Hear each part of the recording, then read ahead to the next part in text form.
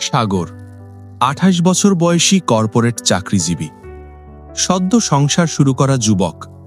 অফিসের laptop bag টানার চেয়ে এখন বাজারের ব্যাগ টানা তার কাছে বেশি আবেগের মনে হয়। অন্যদিকে মিথিলা ২৫ বছর বয়সী হিসেবি কিন্তু মায়াবতী গৃহিণী, সংসারের প্রতিটি কোণা সাজাতে ভালোবাসে। সাগরের সব অবহেলার খেয়াল সে রাখে, আবার বকাও দেয়। এই দুজনকে নিয়েই আমাদের আজকের গল্প, এক রিকশা বাজার আর গৃহস্থালী প্রেম। শুক্রবার সকাল ১১টা, ঢাকার কাঁচা বাজারের সেই চিরচেনা হৈহট্টগোল আর কাদা পানির জঞ্জাল ঠেলে সাগর আর মিথিলা যখন রাস্তায় এলো, তখন সাগরের অবস্থা কাহিল।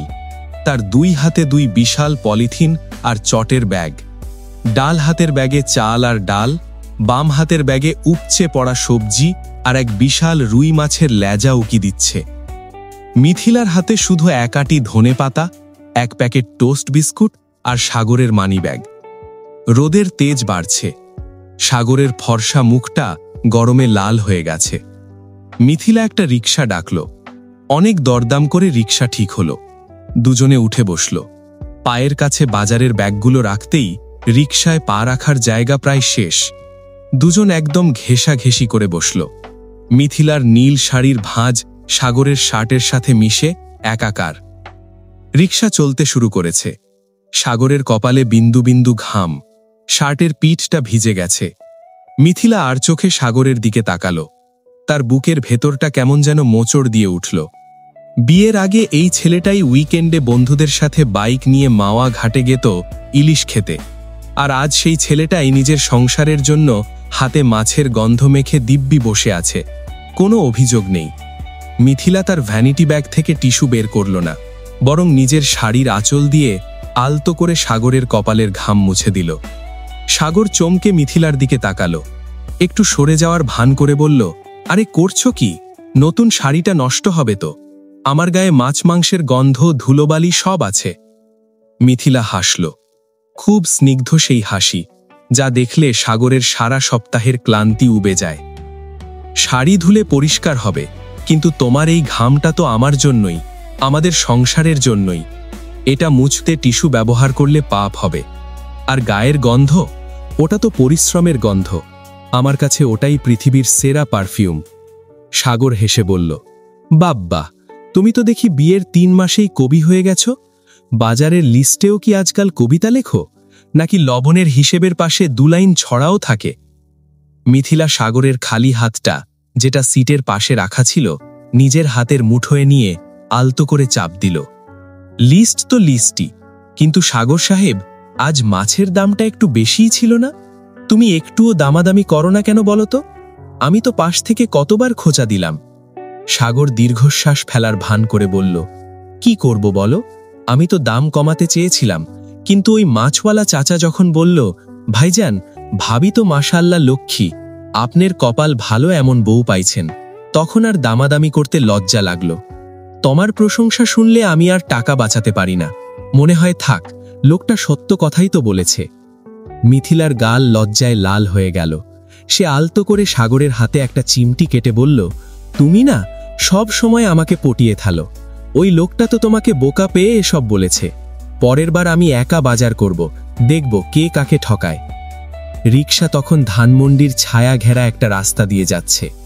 কৃষ্ণচূড়া গাছের ছায়ায় বাতাসটা বেশ ঠান্ডা। সাগর একটু গম্ভীর হয়ে বলল, মিথিলা, তুমি কি খুশি? মানে এই যে প্রতি শুক্রবার সকালে ঘুম নষ্ট করে এই কাদা পানির বাজারে আসা, এই টানাটানি, তোমার কি বোরিং লাগে? বন্ধুরা হয়তো এখন মুভি দেখছে বা চিল করছে। মিথিলা সাগরের কাঁধে মাথাটা রাখল। রিকশাওয়ালার চোখের আড়ালে আলতো করে বলল, বোকামি করো না তো, মুভি তো আমরাও দেখব বিকেলে। কিন্তু এই যে তুমি বেগুন বাছতে গিয়ে পোকাওয়ালা বেগুনটা তুলে ফেলো আর আমি সেটা বদলে দিই, এটাই তো রোম্যান্স। 5 স্টার হোটেলে বসে খাওয়ার চেয়ে তোমার সাথে এই রিকশায় করে বাড়ি ফেরাটা আমার কাছে অনেক বেশি দামি। এই যে তোমার ঘামের গন্ধ, এই যে রিকশার হুড ফেলে দেওয়া আকাশ দেখা, এগুলোই তো আমাদের গল্প। সাগর মুগ্ধ হয়ে মিথিলার দিকে তাকিয়ে বলল, তুমি এত সুন্দর করে কথা বলো কেন? মাঝে মাঝে মনে হয় আমি তোমাকে ডিজার্ভ করি না। মিথিলা হেসে বলল, হয়েছে, আর আধিক্যতা করতে হবে না। এখন শোনো, বলো, পরের শুক্রবারে তোমাকে আর একা 2 হাতে এত ব্যাগ টানতে হবে না। আমি একটা চাকাওয়ালা ট্রলি ব্যাগ কিনব, তখন আর তোমার কষ্ট হবে না। সাগর হাসল, বাঁকা হাসি। দরকার নেই, ব্যাগ ভারী হলে কি হবে? রিকশায় ফেরার পথে জায়গা কমে যায় বলে তোমাকে একদম কাছে পাওয়ার অজুহাতটা তো থাকে। ট্রলি থাকলে তো তুমি আরামে বসবে, আর আমি দূরে, সেটা আমি হতে দেব না।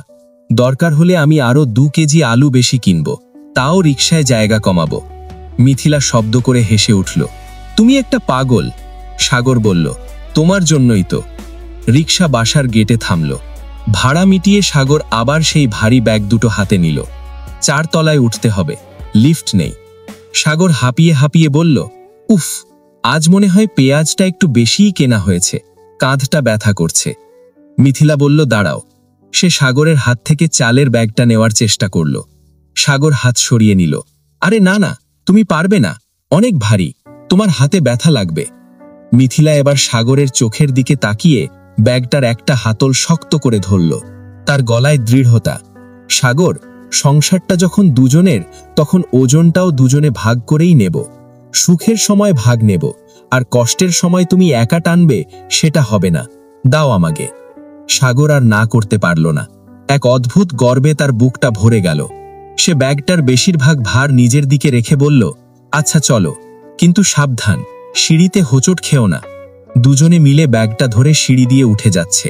তাদের পায়ের ছন্দে মিল। সাগর ভাবল, এই যে কাঁধে কাঁধ মিলিয়ে চলা, এই যে একে অপরের কষ্ট লাঘব করার চেষ্টা, এটাই তো আসল প্রেম। সিনেমার প্রেম হয়তো পর্দায় সুন্দর, কিন্তু বাজারের ব্যাগ ভাগ করে নেওয়া প্রেমটাই জীবনে টিকে থাকে। 4 তলার দরজার সামনে এসে মিথিলা ব্যাগ নামিয়ে চাবি খুঁজতে খুঁজতে বলল, আজ কিন্তু আমি রান্না করব না। তুমি মাছ কাটবে, আমি মশলা বাটব। রাজি? সাগর শার্টের বোতাম খুলতে খুলতে বলল, রাজি, তবে বিনিময়ে 1 কাপ আদা চা খাওয়াতে হবে, চিনি ছাড়া। মিথিলা দরজা খুলে বলল, চিনি লাগবে না, আমার হাতের চা এমনিতেই মিষ্টি। সাগর হাসল, তা ঠিক। দরজা বন্ধ হলো। ভেতরে তাদের ছোট্ট পৃথিবী, যেখানে ভালোবাসা মানে দামি উপহার নয়, বরং একে অপরের ক্লান্তি মুছে দেওয়া। আসলে সত্যিকারের রোম্যান্স মোমবাতির আলোয় ডিনারে যতটা না থাকে, তার চেয়ে 1000 গুণ বেশি থাকে দুজন মিলে সংসারের বোঝা ভাগ করে নেওয়ার মাঝে। একে অপরের কষ্ট বোঝার নামই তো সংসার।